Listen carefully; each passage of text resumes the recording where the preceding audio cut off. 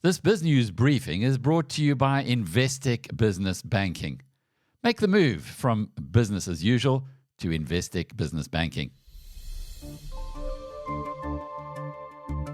It's Thursday, the 27th of March. I'm Alec Hagen. Here's your BizNews Briefing.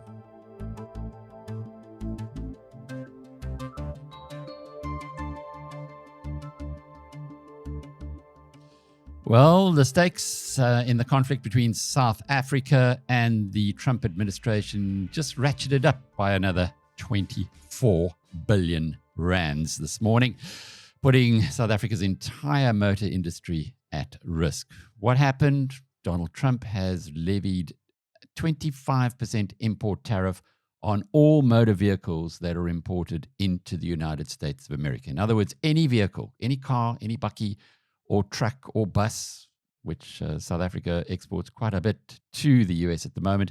Anything not made in America, you've got to pay an extra 25% on. At the moment, South Africa will be exempt from this by being a member of AGOA, but it has been doing things that contravene the relationship on AGOA, and if it's kicked out of AGOA, which has been proposed by many within the American political establishment, well, that would be the end of those exports, because putting 25% onto the price of cars being sent there will price them out of the US market. This data that you can see on the screen now from the United Nations' Comtrade shows how important the whole story has become to South Africa in recent times. So let's hope that they can find some kind of common ground in the near future. While they're looking for common ground, that is between the Trump administration and the South African government, they will be also having a look at what's going on in black economic empowerment. In many respects, the ANC was given a free pass over the last 30 years. And so some of its policies, which have had destructive effects in the country, including those that are racially based, and there are a whole lot of those, have been ignored primarily by the international community until now. Now they're front and center. Now they're being focused on. And despite the fact that there will be very strong antibodies from those who benefit from BEE legislation, the pressure's mounting, and it does appear as though common sense might come through at last. I spoke this morning with the Institute for Race Relations as head of policy research, Dr. Anthea Jeffery. And just to remind you, Dr. Jeffery has degrees from Wits University, Cambridge University, and London University. So extremely well qualified to make the assumptions and assessments that she has done.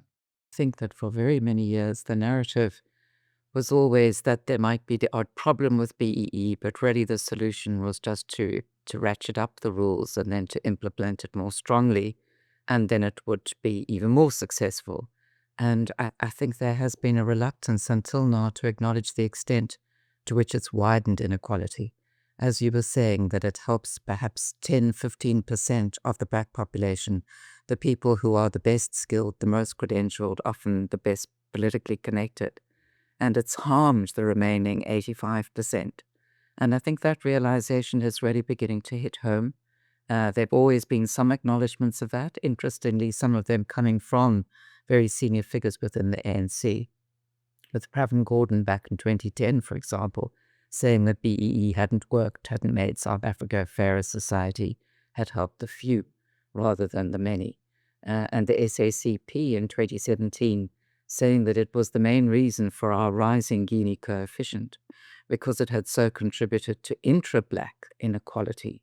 Again, same picture. It's the small group at the top that benefit, the great majority who don't. And then the gap between the two of them widens. So we now do, fortunately, I think, have a widening recognition that BEE is not working. Perhaps it's also triggered by the fact that we have yet another year of meager economic growth at 0.6% of GDP against population growth of 1.3% of GDP. So obviously the entire population is getting poorer year by year on a per capita basis. We need to break the mold. And since BEE is something that deters investment, hampers growth, worsens unemployment. It rarely deserves critical scrutiny, and we believe the development of an alternative. She mentions the Gini coefficient, and this is something that is often pointed out about South Africa. What it means is that the higher the Gini coefficient, the greater the inequality between rich and poor. That sat at a number of 59 in 1994. It's now up to 63 now. So what is the alternative? What could be so much better than the disaster we currently have, that public support would blow away the efforts of the elite few who want to obviously keep in place laws that put at least 150 billion rand a year into their pockets, and that comes just from the legally enforced premiums. In other words, the premium that the state can and does pay to them on procurement alone. Here's Dr. Jeffery. Because the Institute has been polling Black South Africans on BEE and on some aspects of our EED proposal for a number of years. And with the EED idea, we particularly want to do something that will reach down to the grassroots, that will help the most disadvantaged get ahead by equipping them with better education, better healthcare, better housing. And international experience shows that you can do that through tax-funded vouchers. So we've been asking people, what do they think about vouchers? And in our last polling in 2024, there were 92% of Black respondents who really liked the idea of schooling vouchers. 83% supported healthcare vouchers. They wanted to have them. 80% were in favor of housing vouchers. And when we asked people if they thought the vouchers would be more effective than BEE in helping them to get ahead, 81% of Black respondents said yes. And this is a consistent picture that goes back to 2016 when we first began asking this question. So if the political parties could tap into what ordinary South Africans think and want, and then provide a very clear message that this is what they would introduce if given the power to rule, then perhaps this would help to break the logjam, where people know that the ANC government is not working for them, but they haven't switched really considerably to alternatives yet, not enough. We saw a big shift, of course, in the 2024 election, but we need a bigger shift still. It's a terrific interview. It's on BizNews TV now. Go and watch it. The full interview runs to about 23 minutes. Dr. Anthea Jeffery, who's head of policy research at the Institute for Race Relations. That voucher idea, man, it resonates with me. But maybe it's not the entire solution. But what we do know is the BEE policies that the ANC is doubling down on at the moment are certainly not a solution. They're actually making things even worse. Well, my colleague Chris Steyn has been keeping an eye on the awful story of the professional duo who were commissioned to investigate corruption at Fort Hare University. But after uncovering the facts, they were arrested and charged as though they were the criminals. They're going to be back in court again on Monday, and Chris spoke this morning to Bradley Conradi and Sarah Berger. Now, Bradley, last time we spoke, you said you were going to take action against the police, legal action for your arrests and prosecution. What is happening with that? So we've submitted our letter of demand, which must be done within 6 months if you sue in the state. We've issued a detailed letter against the various police commissioners in various provinces, just given how the matter has gone. That's on the one hand. On the second hand, we have formally lodged the complaint with the Portfolio Committee on Police. We are demanding an investigation into who ordered our arrest, why was a jet paid for by the South African public made available to transport Sarah and myself to East London and used on that same weekend to pick up 2 other accused, I think in 2 different provinces.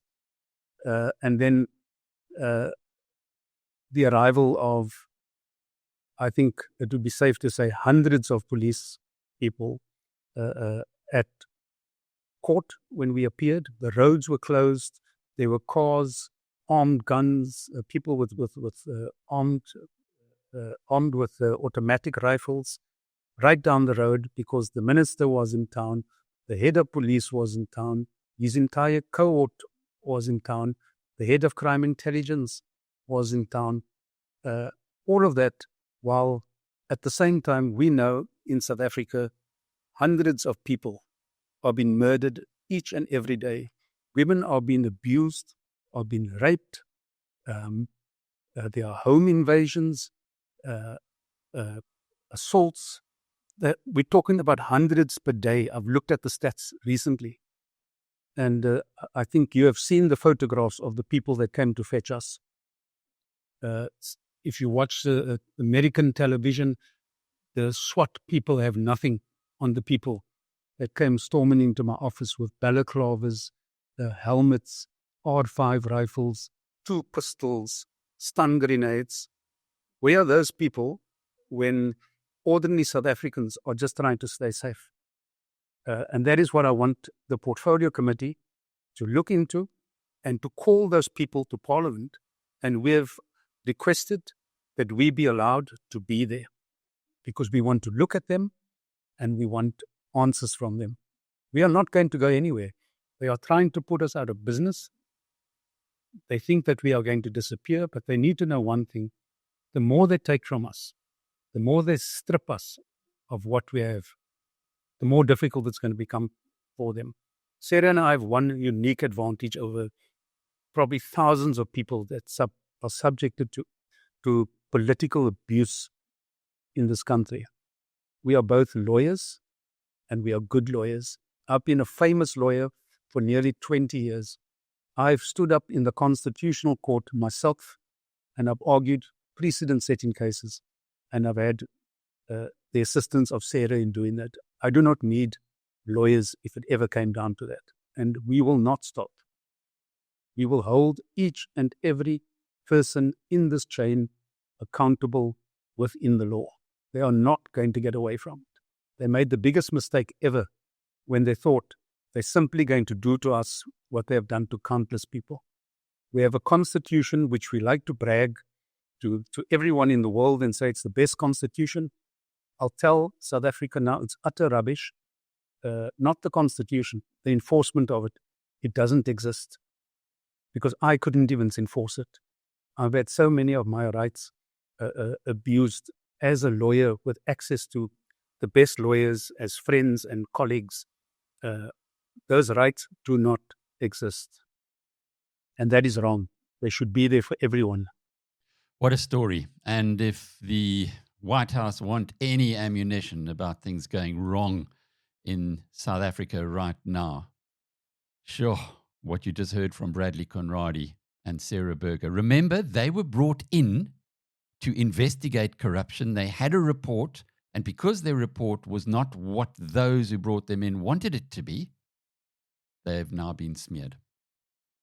Well, on to something a lot different now. And the major criticism against Bitcoin is that it's impractical, cannot be used for transaction, and as such will never replace paper money that's created by central banks. Well, at the BizNews conference earlier this month, Stafford Masie delivered a world-class address. You can get that one as well on the BizNews TV channel on YouTube. And he showed how all of this is changing. Here's a clip from the Q&A where Stafford answers a delegate who wanted to know how someone could use Bitcoin to buy a loaf of bread. What's happening? Go Bitcoin Ikasi. It's happening. There's a township here on the coastline close by. The whole township runs on Bitcoin. They save in Bitcoin. They spend Bitcoin. They do haircuts. They earn Bitcoin. And what they're using it's not Bitcoin layer 1. There's another layer on top of Bitcoin. It's L2, layer 2, and that's the Lightning Network. And if there's one thing that's not being focused on enough in the world today is the Lightning Network. And the Lightning Network essentially is this peer-to-peer layer on top of Bitcoin that abstracts the transaction away from the actual mining happening. And it can happen on channels above Bitcoin. And when it's finally closed, then it happens inside of Bitcoin. I'm not going to explain Lightning here, but essentially Lightning enables hundreds of thousands of transactions a second instantaneously on the Bitcoin network. So you know that thing about Bitcoin so slow every 10 minutes? We like that. We want Bitcoin to be slow. We don't want Bitcoin to be fast. We want Bitcoin to be tied to energy. We want math and physics to do the transaction management. We don't want some cute Silicon Valley engineer with a couple of machines scaling up transactions. We don't want that. Bitcoin we want the oil tanker to take 20 miles to make a U-turn. Okay, that's why countries like Bitcoin. But on the top, we want noise, we want speed, and that's layer 2. That's the Lightning Network. And that enables people with wallets which live on layer 3. So they download Wallet of Satoshi, Moon Wallet, whatever those wallets are on the top. And then they populate those wallets with their Satoshis, and they walk around and they spend their Satoshis, and that's instantaneous settlement amongst them. And that they're not spending the fees that you see on top of the Bitcoin network, and it's not as slow. It's instantaneous settlement. Are those wallets like your wallet in your phone? Yeah, Or- you can download it. I mean, Right. if you have, go download. The one that I use is the Moon Wallet. I mean, there's Wallet of Satoshi, MUUN. Download it, send some Bitcoin into that wallet. Just send like 10 rands worth of Bitcoin into that, a few Satoshis. And then when you meet somebody else, just pay them and see the transaction. It's the fastest exchange of value in the history of humanity. How many people accept it? I How mean, many it's, stores accept we got hundreds of millions of people in the world. I mean, I did a demo at a conference where I showed the utilization of the Lightning Network and Bitcoin to take rands over the Bitcoin network and settle in a pub in pounds in a nanosecond. But I'm talking more of Yeah. what's happening in the African continent, for Yeah. instance. Is somebody in Malawi able to get value from someone in South Africa through Instantaneously, that? yes. Absolutely.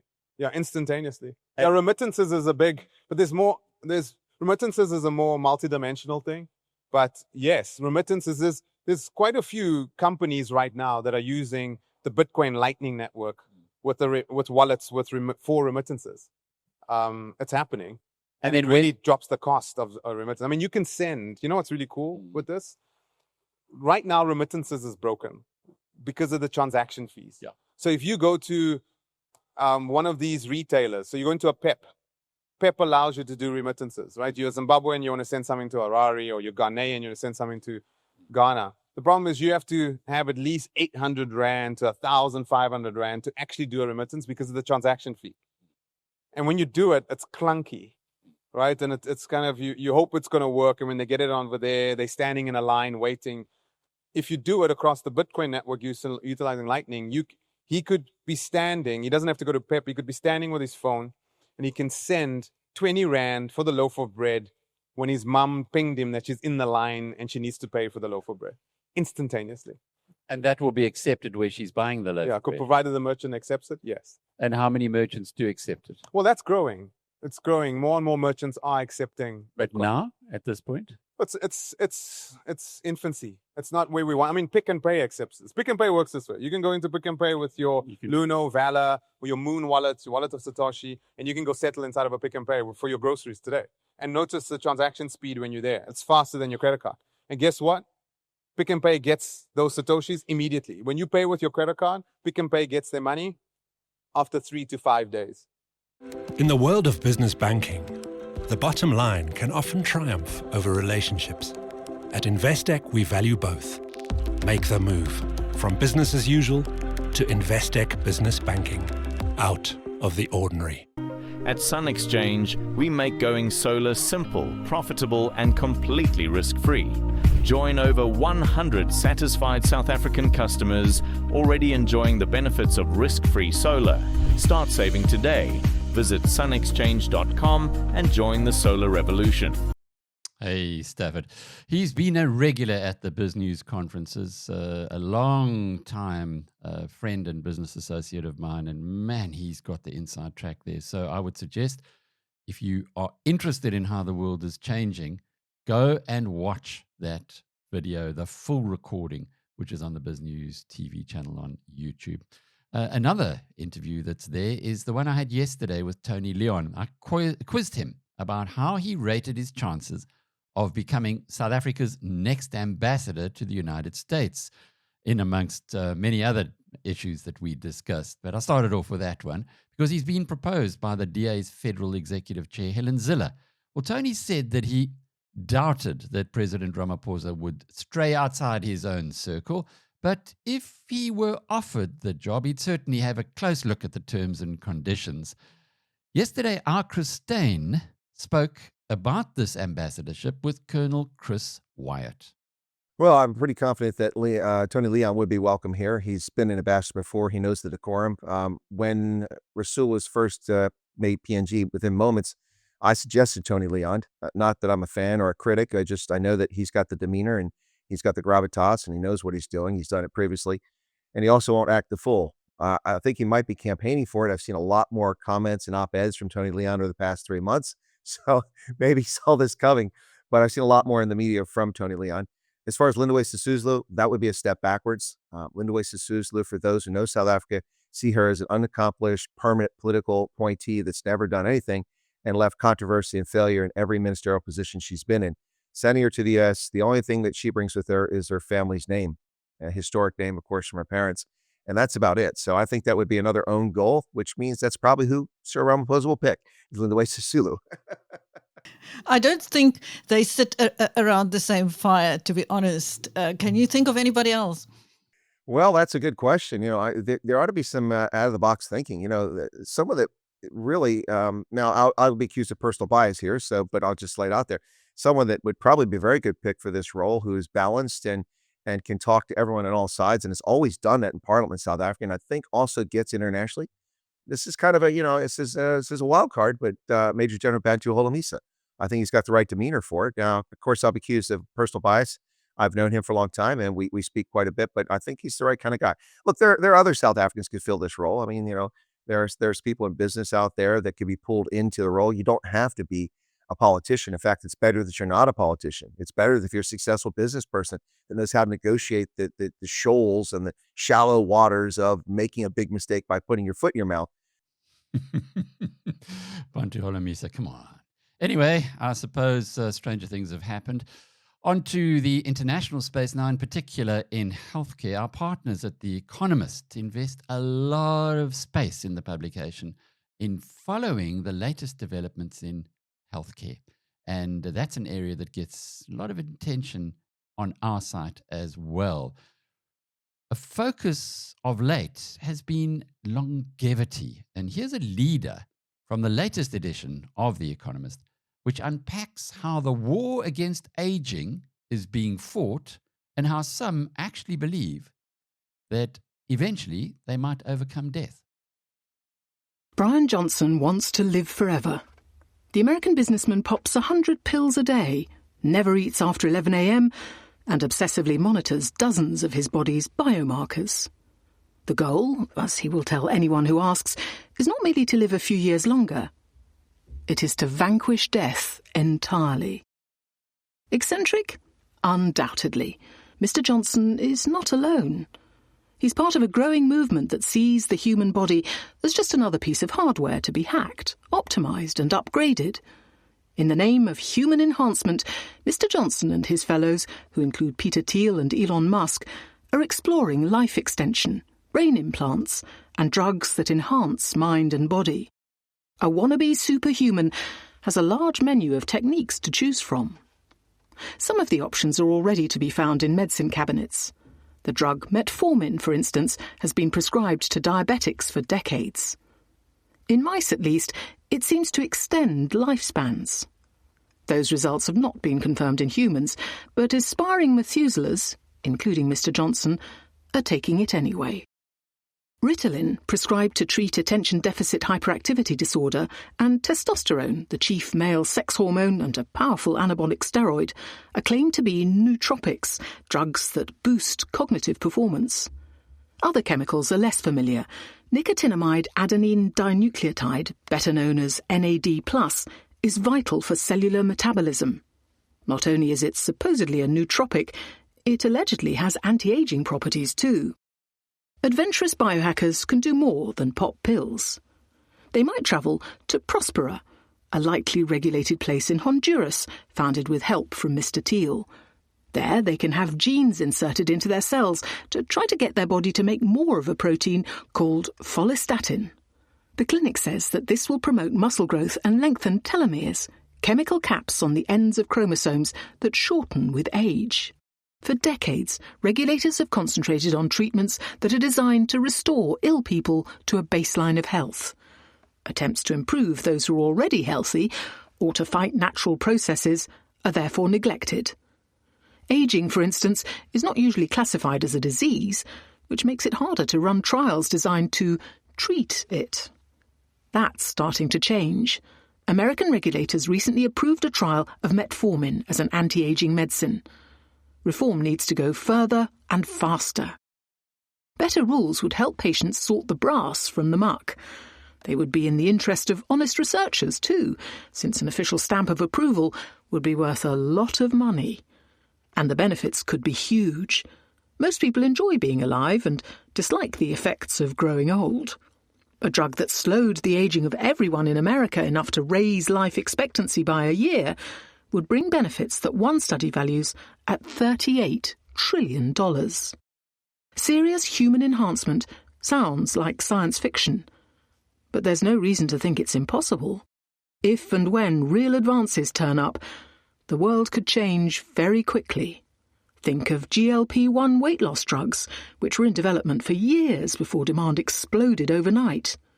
Better for government to set some rules now than be caught on the hop if and when Mr. Johnson and his fellow biohackers strike it big. Fascinating story, and look at the economic impact of that. 1 year, giving 1 year extra to people living in America would add $38 trillion. Yo, those are big numbers. Anyway, we'll be back again with a briefing on Monday. Until then, cheerio.